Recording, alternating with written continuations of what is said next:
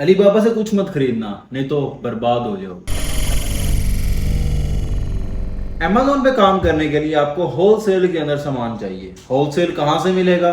China से। और China के अंदर बहुत बड़ी मार्केट है अलीबाबा। और अलीबाबा से, जैसा कि मैंने पहले बताया, कि कुछ मत खरीदिएगा। क्यों ना खरीदिएगा? फ्रॉड बहुत ज़्यादा है। इस फ्रॉड से बचने के लिए आपको कुछ टिप्स बताऊंगा। वो टिप्स देखें आप। देखने के बाद आप अलीबाबा से जाकर चीज़ खरीदें, ताकि आपसे फ्रॉड ना हो, आपको नुकसान ना हो जाए। तो स्टार्ट करते हैं आज की वीडियो।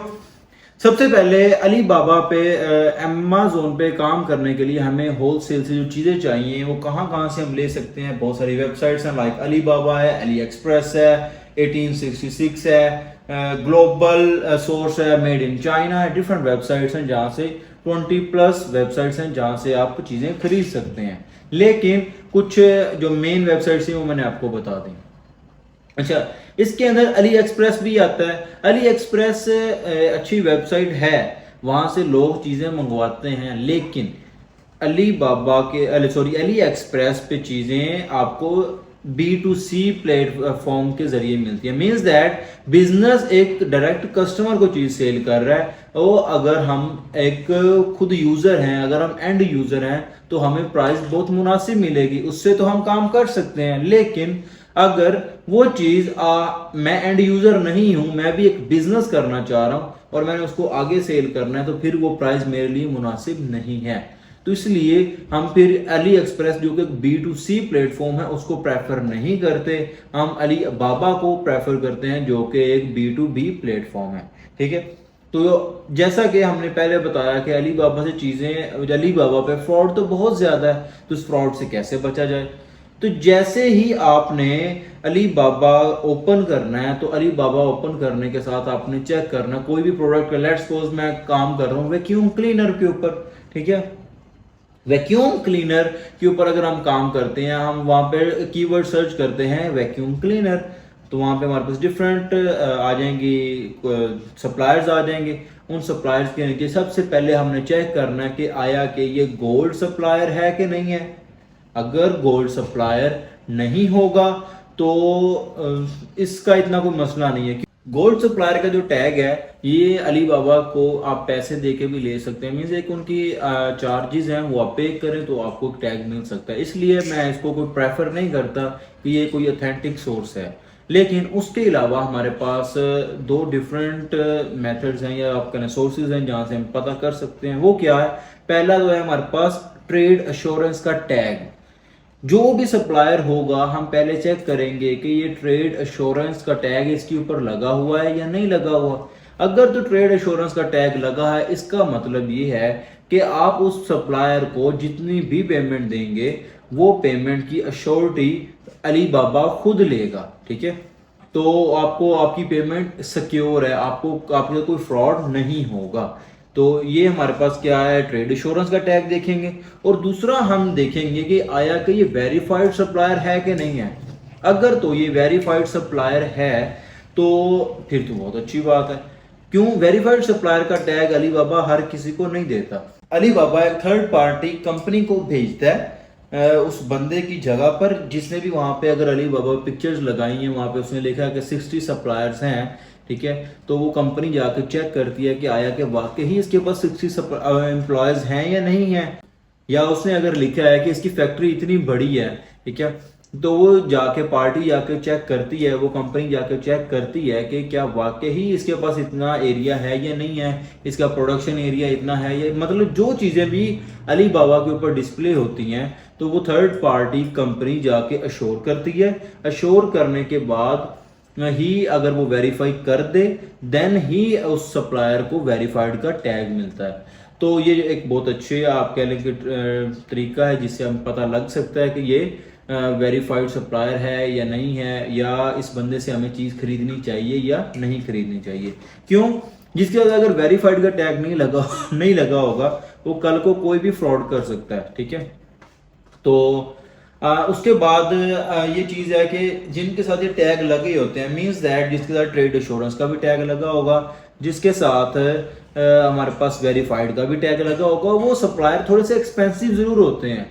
ठीक है। लेकिन अगर हम उनसे निगोशिएट भी करते हैं तो फिर भी वो प्राइस थोड़ी बहुत कम ज़्यादा कर लेते हैं, तो ऐसा कोई बात नहीं है, ठीक है। लेकिन ये एक सिक्योर मेथड है। लेट्स सपोज ये देखें, अगर आप किसी उस बंदे के साथ बातचीत करते हैं जो ना तो वेरीफाइड है, ना उसके पास ट्रेड एश्योरेंस का टैग है, आप उससे अब बात भी कर रहे हैं, आपकी सारी डील फाइनल हो गई और अब आप उसको पैसे दे रहे हैं, $10,000 अगर आप उसको देते हैं, ठीक है, और वो आपसे आपकी प्रोडक्ट नहीं भेजता आपको, या कोई भी मसला करता है, प्रोडक्ट क्वालिटी अच्छी नहीं भेजता, तो उसके अंदर प्रॉब्लम होगी और आपके सारे के सारे पैसे ज़ाया हो जाएंगे, ठीक है। तो आप लोगों ने पहले ये ज़रूर देखना है कि वेरीफाइड सप्लायर हो और उसके साथ ट्रेड एश्योरेंस का टैग लाजमी होना चाहिए। अच्छा, उसके बाद जो पेमेंट है वो हम सप्लायर को दो तरीकों से भेज सकते हैं। एक अली पे के जरिए भेज सकते हैं या टीटी टेलीग्राफिक ट्रांजैक्शन के थ्रू भेज सकते हैं, ठीक है। पेमेंट देने के बाद आप अपना काम स्टार्ट करें। अच्छा, अब ये देखें, इसके अंदर ना पहले मैंने आपको बताया कि आप अपना सप्लायर कैसे परखना है, मीन्स अपने सप्लायर चेक कैसे करना है, ठीक है, कि आया कि ये वेरीफाइड सप्लायर है कि नहीं है। अब हम चेक करते हैं कि जो हमारा सप्लायर है कि क्या वो प्राइस भी हमें सही दे रहा है या नहीं दे रहा। तो आप लोगों ने क्या करना है, सिंपल, जैसे मैंने आपको पहले बताया, वैक्यूम क्लीनर है, आपने वहां पे जाना है, वैक्यूम क्लीनर लिखना है। वैक्यूम क्लीनर लिखेंगे, वहां पे डिफरेंट सप्लायर्स आ जाएंगे आपके पास, आपने उन सब से बातचीत करनी है। पहले जो मैंने आपको बताया वो ये था कि आप अपना सप्लायर वेरीफाई कैसे कर सकते हैं कि आया कि ये आपका सप्लायर ठीक है भी या नहीं, आपको इससे बातचीत करनी भी चाहिए या नहीं करनी चाहिए। अब आपने चेक कर लिया, आपने वैक्यूम क्लीनर लिखा, वहाँ पे डिफरेंट सप्लायर्स आए, आपने चेक किया, उनके पास ट्रेड एश्योरेंस का भी टैग मौजूद है, उनके वो वेरीफाइड सप्लायर्स भी हैं, ठीक है। तो ये सब कुछ होने के बाद अब आपने वहाँ पर राइट साइड पे ऑप्शन आता है कॉन्टैक्ट सप्लायर का, वहाँ पे आपने क्लिक करना है। जैसे ही क्लिक करेंगे तो आगे चैट ओपन हो जाएगी, आप उससे बातचीत करें, वो आपको प्राइस बताएगा, फ्रेट चार्जेस बताएगा, आप उसको बता दें कि मैंने डीडीपी मेथड के जरिए सामान मंगवाना है। डीडीपी क्या होता है? Delivery duty paid, means that सारे टैक्स ईच एंड एवरीथिंग वो सप्लायर ही पे करेगा, क्योंकि प्रोडक्ट डायरेक्ट आपके पास नहीं आनी, ठीक है। प्रोडक्ट डायरेक्ट ही अमेजोन के वेयर हाउस में जानी है। जब अमेजोन के वेयर हाउस में जाएगी तो अमेजोन तो टैक्सेस नहीं पे करेगा, तो आपने अपने सप्लायर को ही कहना है कि आप हमें डीडीपी मेथड के जरिए सामान भेजें, सारे टैक्सेस वो ऑलरेडी प्राइस के अंदर इंक्लूड करके आपको बताएगा, फ्रेट चार्जेस भी इंक्लूड होंगे और टैक्सेस ईच एंड एवरीथिंग अंदर इंक्लूड होगी। जस्ट आपने प्रोडक्ट अमेजोन के वेयर हाउस में पहुंचानी है और आपने सप्लायर को पैसे भेज देने हैं, ठीक है। तो ये चीज़ आप लोगों ने उसको बता देनी है। अब जब आप उससे बातचीत कर रहे हो, आप प्राइस में निगोशिएट भी कर सकते हो, आप एक एक बंदे से भी बात कर सकते हो, लेकिन एक और मेथड भी है। जैसे ही आपने वो वैक्यूम क्लीनर लिखा था, सामने एक डैशबोर्ड ओपन हुआ था, उस डैशबोर्ड पे हमने नीचे करना, बिल्कुल लास्ट पे आएंगे तो रिक्वेस्ट फॉर कोटेशन RFQ का ऑप्शन होगा वहां पे, ठीक है। तो आप लोगों ने क्या करना है, उस ऑप्शन पे क्लिक करना है। जब क्लिक करेंगे तो वहां पे सामने आपके एक और डैशबोर्ड ओपन होगा, वहां पे अपने अपनी रिक्वायरमेंट्स बतानी है कि आपको प्रोडक्ट का साइज कितना चाहिए, कलर्स कौन से चाहिए, क्वालिटी कैसी होनी चाहिए, पीस कितने चाहिए, कितनी प्राइस रेंज में चाहिए, ठीक है। तो ये चीज़ जब आप उसको वहाँ पर लिखेंगे तो लिखने के बाद वो मेथड भी पूछेगा, डीडीपी मेथड चाहिए, ठीक है। जब सारा कुछ आप वहाँ पर ऐड कर देंगे, ऐड करने के बाद जो अली बाबा है ये शो करवा देगा, हर उस बंदे को शो करवाएगी आपकी कोटेशन जो कि इन रिक्वायरमेंट्स पे पूरा उतरता होगा, ठीक है। जब इन रिक्वायरमेंट्स पे पूरा उतरेगा वो बंदे आपसे कांटेक्ट करेंगे, आप उनसे बातचीत करें। लेट्स सपोज आपके पास 20 बंदे हैं जो कि आपको कांटेक्ट करते हैं उस कोटेशन के थ्रू। जब 20 बंदे कांटेक्ट करेंगे, अब एक चीज़ है यहाँ पर आप लोगों ने देखना है कि अगर 10 बंदे आपको एक प्रोडक्ट की प्राइस $2 दे रहे हैं, ठीक है, और एक बंदा उसकी प्राइस 50 सेंट्स दे देता है, ठीक है, तो आपने 50 सेंट वाले की तरफ कभी भी मूव ऑन नहीं करना है। क्यों? क्योंकि वो आपको कभी कहीं भी फ्रॉड लगा सकता है, वो बंदा ही फ्रॉड किया होगा। क्यों? क्योंकि जो प्राइस है थोड़ा बहुत माइनर सा ऊपर नीचे प्राइस हो सकती है, लेकिन इतना फर्क कभी भी नहीं आता। तो जो बंदा आपको बहुत ज़्यादा डिस्काउंट दे रहा होगा तो डेफिनेटली बात है कि वो आपके साथ स्कैम ही करेगा। तो आप लोगों ने ज़्यादा प्रॉफिट कर लेने के चक्कर के अंदर अपना नुकसान नहीं करवा लेना, किसी अच्छे बंदे का ही इंतखाब करना है अपने काम के लिए, ठीक है। अच्छा, जब आप उससे बात कर लेंगे सप्लायर से, तो आप कस्टमर को, सॉरी, अपने सप्लायर को कहें कि वो आपको कुछ सैंपल्स दे। वो प्रोडक्ट के आप सैंपल अपने घर मंगवाएं, वहाँ से आप अमेजोन पे जो आपका कंपेटिटर है वहाँ से आप सैंपल्स मंगवाएं, ठीक है, वो भी ऑर्डर करें। दोनों चीज़ों को फिजिकली चेक करें। जब आप फिजिकली चेक करेंगे तो फिर इससे क्या होगा कि आपको समझ में आएगी कि आया कि हमारी प्रोडक्ट इतनी काबिल है भी या नहीं है कि वो हमारे कंपेटिटर को कम्पीट कर सकेगी। अगर तो वो इतने काबिल है कि वो आपके कंपेटिटर को कम्पीट कर सकती है तो फिर तो वेल एंड गुड है। लेकिन अगर वो कम्पीट नहीं कर सक रही और उसके अंदर कुछ चेंजेस होने वाली हैं तो आप अपने सप्लायर को बताएं कि मुझे ये चीज़ चाहिए, ठीक है, तो ये चेंजेस करें आप इस और आप ये चेंजेस करें और फिर मुझे स्टॉक दे दें, ठीक है। तो वो आप लोगों ने उसको लिस्ट भेजनी है, वो आपको चेंजेस करके देगा, वो आपका लोगो लगा के देगा, आपको ऊपर QR कोड लगा के देगा, सारा कुछ लगा कर जब वो ओके कर देगा तो फिर आप लोगों ने उसे कहना कि जी हमारा जो स्टॉक है ये अमेजोन के वेयर हाउस में भेज दें, ठीक है। अरे यहाँ पर एक चीज़ है जो आप लोगों ने, जो अक्सर लोग गलती करते हैं, वो क्या करते हैं कि अमेजोन के ऊपर डमी लिस्ट नहीं लगाते, ठीक है।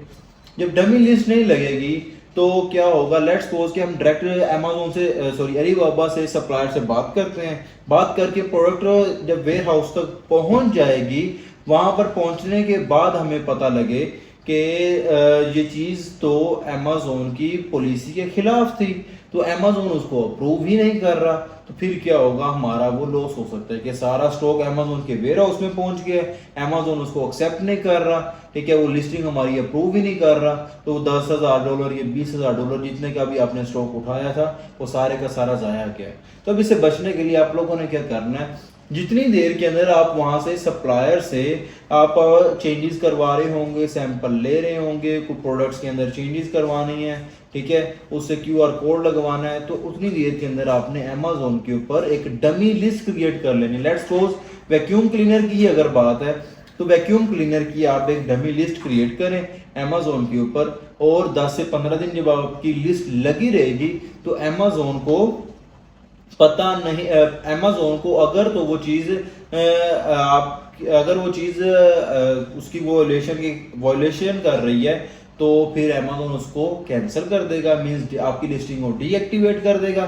लेकिन अगर ऐसा कोई इशू नहीं है तो डेफिनेटली फिर आपकी प्रोडक्ट अप्रूव होगी और कोई मसला नहीं आएगा। जब आप देखेंगे कि 10 से 15 दिन आपकी चीज़ अमेजोन के मार्केट प्लेस के ऊपर लगी हुई है और अमेजोन ने उसको डिसअप्रूव नहीं किया या डीएक्टिवेट नहीं किया, तो फिर आप अपने सप्लायर को पैसे दें, उसे कहेंगे ये हमारी प्रोडक्ट अमेजोन के वेयर हाउस भेज दो और देन फिर आप काम करेंगे, ठीक है। तो ये सारी चीज़ें हैं, पैरामीटर्स हैं, इनको आप चेक करें। चेक करने के साथ आपका एक तो प्रॉफिट इंक्रीज होगा और आपको लॉस के चांसेस बहुत कम होंगे। तो उम्मीद करता हूँ आपको लेक्चर पसंद आया होगा। कोई क्वेश्चन है आपका अमेजोन की इस वीडियो के रिलेटेड तो आप कमेंट कीजिए, डिस्क्रिप्शन के अंदर हमारा नंबर लिखा है, नंबर पर रब्ता कीजिए, ठीक है, मेरी टीम से रब्ता कीजिए, तो आपको जितने भी कोई प्रॉब्लम्स हैं वो हम सॉल्व करके देंगे। उसके अलावा अगर किसी को अमेजोन रिलेटेड मेंटोरशिप चाहिए तो वो भी मेरी टीम से रब्ता कर सकता है, हम उसको गाइड करेंगे। तो मिलते हैं इंशाल्लाह नेक्स्ट वीडियो में, तब तक के लिए अल्लाह हाफिज़।